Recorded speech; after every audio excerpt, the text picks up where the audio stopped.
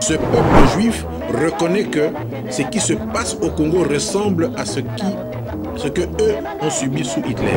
Tout le monde a peur de parler du génocide congolais. On ne veut pas que les gens parlent du génocide ou de l'holocauste du peuple congolais. Un des commandants, un des dirigeants des milices extrémistes, terroristes, criminels et génocidaires tutsi-rwandais, en l'occurrence le commandant Hippo, que moi j'ai connu à Goma.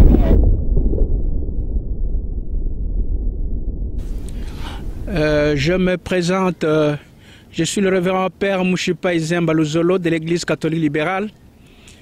Je suis ici pour accompagner les frères et amis, les compatriotes de Congo Génocide. Ce qui est très important dans notre pays, c'est le génocide qui est en train de nous décimer. Alors, un groupe de frères et de compatriotes ont organisé ceci, non pas dans le cadre politique, mais dans le cadre de la prière. C'est pour cela que nous nous joignons à eux pour que nous puissions exprimer cette douleur, que le monde comprenne que c'est le génocide qui est en train de se décimer dans notre pays. C'est le génocide qui détruit le Congo et que les gens prennent conscience et qu'ils puissent participer à l'aide, qu'ils aident le peuple congolais et qu'ils aident surtout le groupe Stop Génocide. Nous allons commencer par la prière. Au nom de la puissance du Père, de la sagesse du Fils, de l'amour du Saint-Esprit. Amen. Amen. Seigneur de gloire qui a institué le ministère sacré du sacerdoce et tu nous y as appelés, nous te bénissons, nous te rendons grâce.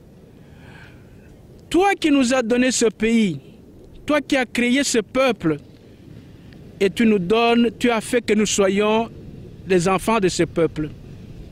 Nous te demandons la grande bénédiction. Passe par nous, passe par le groupe Stop Congo Génocide, de manière que les choses s'organisent. Que ce peuple, que ces gens, ces hommes et femmes de Congo Génocide, qui s'organisent pour le bonheur du peuple, qu'ils fassent toujours quelque chose avec ta force. Nous te le demandons au nom de Jésus-Christ, ton Fils, notre Seigneur et notre Maître, qui vit et règne avec toi en unité avec le Saint-Esprit, au siècle des siècles. Amen. Amen. Comme l'a si bien dit le père Zemba Mouchipai, il s'agissait de nous retrouver ici, consacrer le début d'un processus, le début d'une série d'actions que l'organisation Stop Congo Génocide voudrait mettre en œuvre au départ des États-Unis. Et nous avions pensé qu'il était bon de commencer cette démarche par ce petit mot de prière qui vient d'être fait, parce que nous savons que tout ce qui se passe à travers le monde, notamment dans notre pays, part de ce bureau ovale derrière nous. Et nous avons pensé que c'était le lieu indiqué pour pouvoir faire cette prière qui vient d'être faite. Et nous prendrons le temps tout à l'heure, dans l'entretien que nous allons avoir avec nos amis des médias, pour pouvoir donner une meilleure explication de tout cela. Voilà ce que je peux dire très brièvement à ce stade, en attendant la suite qui va être faite tout à l'heure. J'ai dit je vous remercie.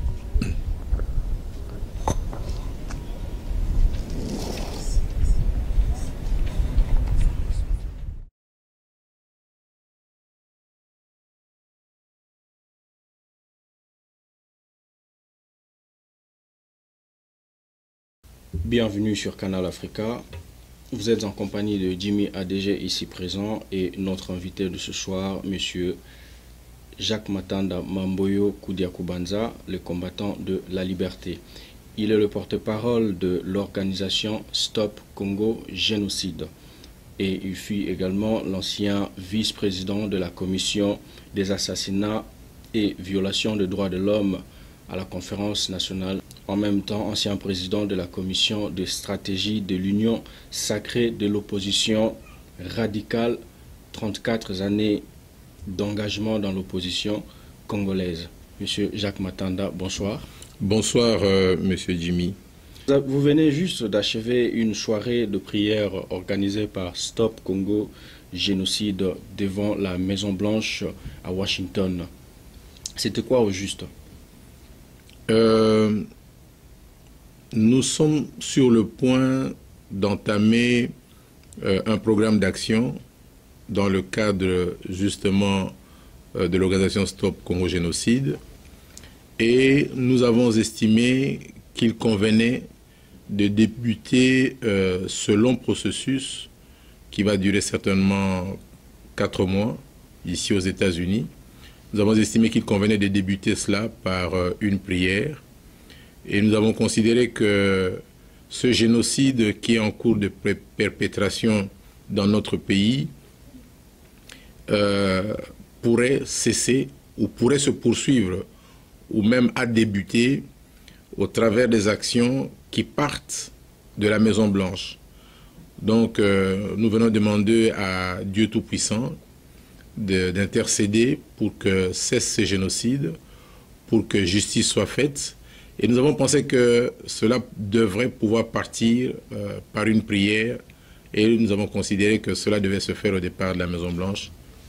Et pourquoi avez-vous choisi d'aller prier devant la Maison Blanche? N'y avait-il pas un endroit approprié où vous pouviez organiser cette prière? Nous considérons que la démarche que nous entreprenons constitue une démarche d'exorcisme. Il s'agit d'extirper le démon qui est dans le corps que l'on tente d'injecter dans le corps, dans le vécu quotidien congolais. Et pour exorciser le mal, pour exorciser ce diable, ce monstre, ce Satan, nous avons pensé qu'une prière à la Maison Blanche devrait apporter plutôt la main de Dieu, la bénédiction qui est nécessaire justement pour la bonne fin de ce processus et de ces démarches. Êtes-vous pasteur? Comme vous avez pu le voir, je ne suis pas pasteur, je suis porte-parole de l'organisation Stop Congo Génocide. Nous avions eu un serviteur de Dieu en la personne du père Zemba Moshipai qui a fait la prière, qui a conduit la prière avec ceux qui étaient présents, et qui, quand vous êtes arrivés, a clôturé la prière par un petit mot, comme vous avez vu sur les images. Voilà, sans plus tarder, vous êtes le porte-parole de l'organisation Stop Congo Génocide. Nous voudrions quand même savoir ce que c'est Stop Congo Génocide. Stop Congo Génocide, je pense, est l'élément qui permet de mieux rendre la situation apocalyptique qui prévaut aujourd'hui en République démocratique du Congo, notre mère patrie. J'entends beaucoup de gens parler de balkanisation. Le problème essentiel du Congo, ce n'est pas la balkanisation. Le problème principal, le problème crucial qui prévaut dans la vie de notre mère patrie, la République démocratique du Congo, est le problème du génocide de 16 années, de 17 années de génocide, du génocide en cours de perpétration. Vous vous rendrez compte que même la communauté juive, vous vous rendrez compte que le Congrès mondial juif, au travers de ces 52 rabbins au départ de Londres, a rendu publique une pétition dans laquelle pétition la communauté juive reconnaît pour la première fois de leur histoire, ils reconnaissent que le génocide en cours de perpétration, les extravagances en cours de perpétration, les atrocités que subissent les populations congolaises ressemblent à ce qu'a subi plutôt le peuple juif sous Hitler et les nazis. Et ils considèrent que cela est un holocauste.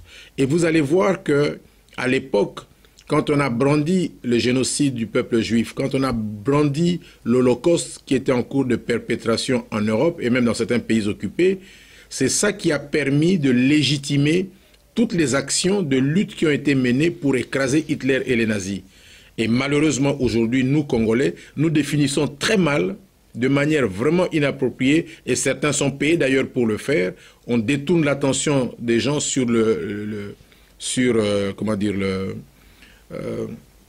la balkanisation. On ne peut pas parler de balkanisation. Nous avons un chef de l'État à Kinshasa qui est rwandais.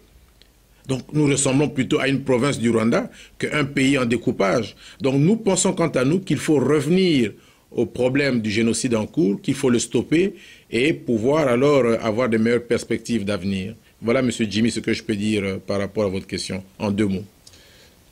Stop Congo Génocide est un groupe dans lequel vous faites partie. Quels sont ses objectifs? Les objectifs de l'organisation Stop Congo Génocide, un peu comme je l'ai dit tout à l'heure, c'est de pouvoir concourir d'une part à faire passer l'information, à saisir l'opinion américaine, parce que Stop Congo Génocide, qui démarre un programme d'action aux États-Unis, est établi aux États-Unis, sensibiliser donc les divers milieux, faire du lobbying dans divers milieux américains par rapport à l'Holocauste, au génocide en cours de perpétration en République démocratique du Congo, essayer de proposer un programme d'action pour concourir justement à pouvoir mettre fin à ce génocide, proposer un programme d'action qui puisse permettre de pouvoir concourir à la réhabilitation de l'homme, de la femme et de l'enfant congolais dans sa dignité d'être humain créé par Dieu Tout-Puissant, infiniment miséricordieux, créé par Dieu à son image, donc réhabiliter donc, ces hommes, ces femmes et ces enfants congolais dans leur dignité humaine, et aussi mettre en œuvre des actions à court, moyen et long terme qui puissent amener à pouvoir entreprendre un parcours contraire. Donc voilà un peu en 2 mots, vraiment parce que le temps est limité, en 2 mots, les objectifs que nous nous assignons donc, au niveau de l'organisation Stop Congo Génocide. Monsieur Jacques Matanda, à nos jours, nous avons plusieurs groupes qui se sont formés dans la diaspora, tout comme dans la République démocratique du Congo. Et dans tous ces groupes, nous savons qu'il y a des groupes qui sont en train de fonctionner pour leur propre profit. Et par contre, d'autres groupes sont en train de fonctionner pour le profit du peuple congolais ou soit du peuple africain. Est-ce que faites-vous partie de ce groupe qui travaille pour le profit personnel ou vous êtes en train de lutter pour le profit de tout le peuple congolais, comme vous le dites si bien, Stop Congo Génocide? Je pense qu'aujourd'hui, étant l'initiateur des démarches ou des actions qui ont abouti à la création de l'organisation de Stop Congo Génocide, je pense que nous aurions pu verser dans la conspiration du silence, c'est-à-dire ne pas aborder le problème essentiel de la République démocratique du Congo au travers de ces génocides, au travers de cet holocauste qui en fait s'étend sur toute l'étendue du territoire national congolais, mais avec des accents plus particuliers, avec des éléments d'extrême gravité dans l'est du territoire congolais.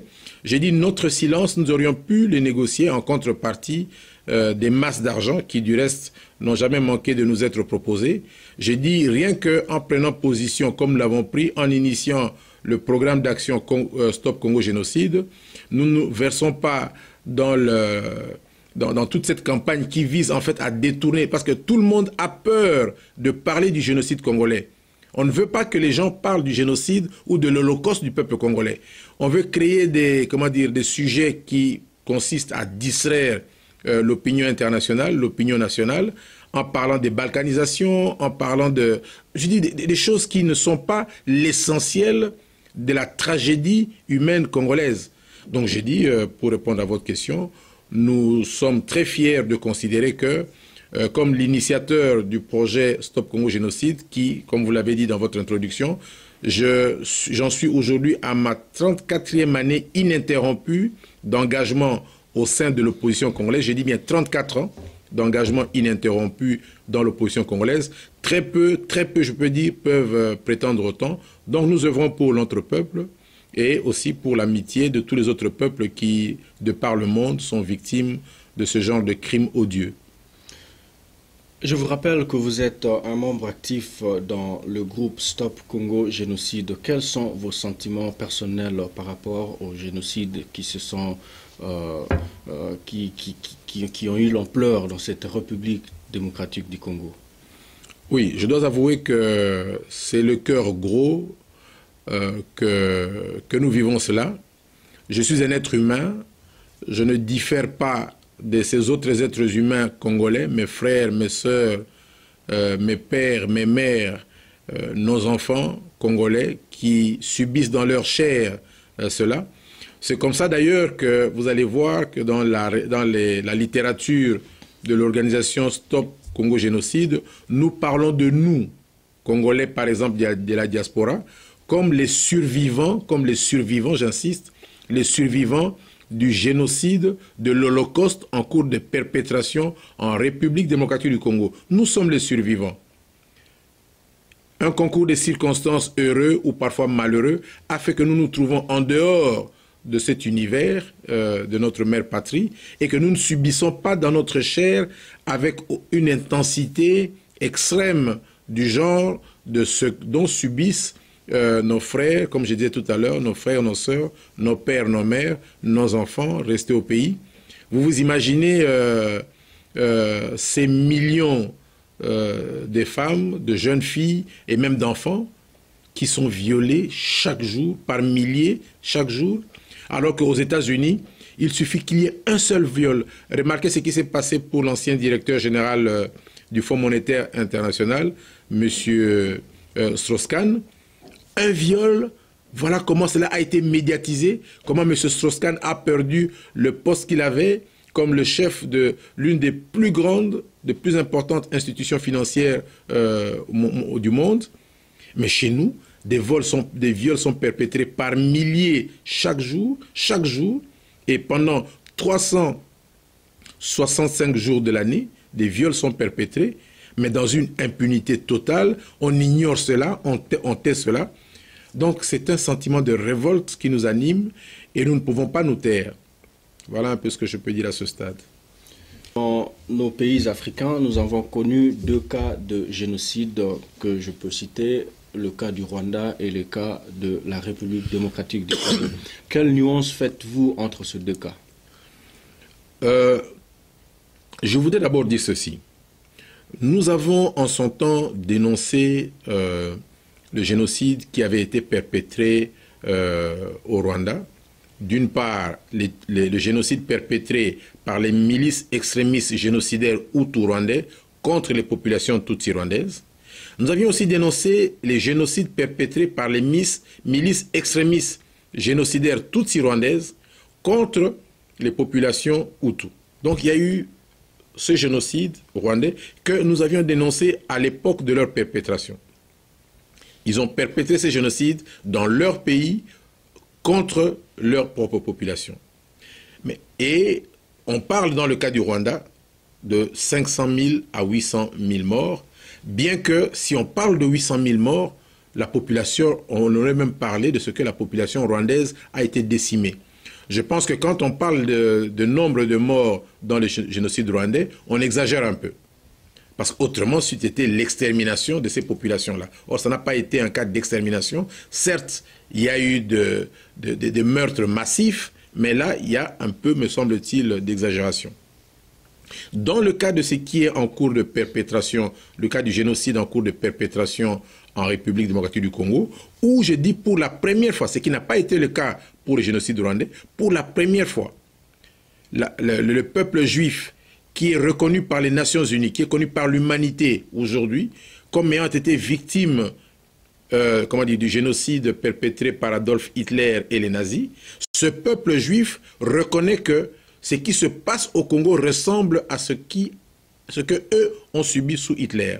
Et dans le cas du Congo, ceux qui sont l'auteur de ces génocides ne sont autres que les milices extrémistes génocidaires tutsi-rwandais, dont l'un d'entre eux, en l'occurrence, vous allez voir dans le rapport des Nations Unies établi, le rapport d'enquête des Nations Unies établi en 1997, sous la direction du rapporteur général Roberto Garretón, il est dit ceci, que 3 commandants, on a cité 3 commandants dans ce rapport. Le commandant James, que tout le monde connaît, James Kabarebe, le commandant Hippo, eh bien, ce commandant et leur milice sont auteurs de la perpétration des crimes contre l'humanité de grande ampleur sur le territoire national congolais.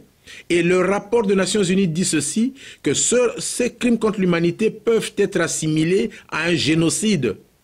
Et le rapport établi par la commission d'enquête des Nations Unies, conduit par le rapporteur général Roberto Garretón, précise que il demandait aux Nations Unies de diligenter une seconde enquête pour pouvoir préciser si ces crimes contre l'humanité perpétrés dans une envergure extrême sont effectivement ou non un génocide.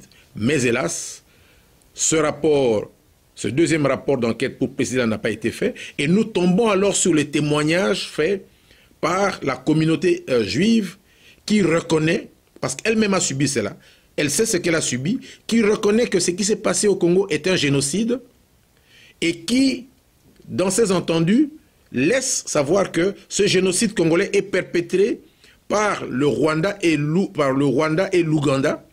Donc je dis, c'est des étrangers qui viennent occuper le territoire national congolais, qui confisquent l'appareil de l'État congolais en installant à la tête de l'appareil de l'État congolais un des commandants, un des dirigeants des milices extrémistes, terroristes, criminels et génocidaires tout-rwandais, en l'occurrence le commandant Hippo, que moi j'ai connu à Goma comme commandant Hippo, en l'occurrence Hippolyte Kanambe du nom de son père, alias communément connu sous le nom de Joseph Kabila. Donc il y a une différence sans pareil. Au Congo, ce ne sont pas les enfants du Congo qui sont en train de s'entretuer, non. Des étrangers, dont l'un d'entre eux est aujourd'hui au poste de président, de chef de l'État au Congo, qui sont en train d'exterminer massivement le peuple congolais, le soumettre à un génocide, le soumettre à un holocauste. Voilà, mon cher frère Jimmy Adjanga, l'extrême gravité de la situation qui prévaut au Congo. Voilà, je vous rappelle que vous êtes connecté sur le www.canalafrica.com qui est aujourd'hui diffusé aussi sur le boîte recours. Pour ceux qui n'en ont pas, contactez le numéro que vous verrez sur le web. Comme ça, on trouvera un moyen de vous faire parvenir cette boîte. Nous sommes arrivés presque à la fin. Monsieur Jacques Matanda, vous êtes un ancien politicien, pardon. Et ce soir, on vous a vu devant la Maison Blanche en train de faire une prière. Quelle est votre prière aujourd'hui pour le peuple congolais qui vous suivent en ce moment-ci et quel est le message que vous leur apportez ce soir? Le peuple de Dieu, le peuple congolais est comme tous les autres peuples du monde. Ce peuple que nous sommes tous et chacun des créatures de Dieu, créées par Dieu Tout-Puissant, infiniment bon, Dieu de compassion, Dieu de miséricorde. Nous avons été créés par Dieu à l'image de Dieu. Et nous avons vu, nous sommes le temple de Dieu. Et nous avons vu quand le temple de Dieu était blasphémé à l'époque, Jésus-Christ, le Fils de Dieu, n'est pas allé caresser ceux qui étaient en train de blasphémer le temple de Dieu. Il a pris un fouet, il les a chassés du temple. Et il s'est servi de la violence. Il n'est pas allé leur demander, non, est-ce que vous ne pouvez pas dégager, est-ce que vous ne pouvez pas cesser de blasphémer le temple de Dieu? Non. Et j'ai dit, aujourd'hui, nous, peuple congolais, et vous voyez ce pays où nous sommes, les États-Unis d'Amérique, ils se sont libérés de l'oppression de l'étranger par une insurrection populaire, par une révolte, par la voie de la force, de la violence.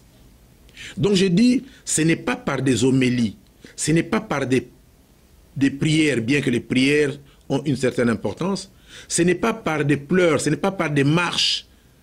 J'ai dit, ce n'est pas par toutes ces petites choses-là qu'on peut mettre fin au génocide en cours au Congo.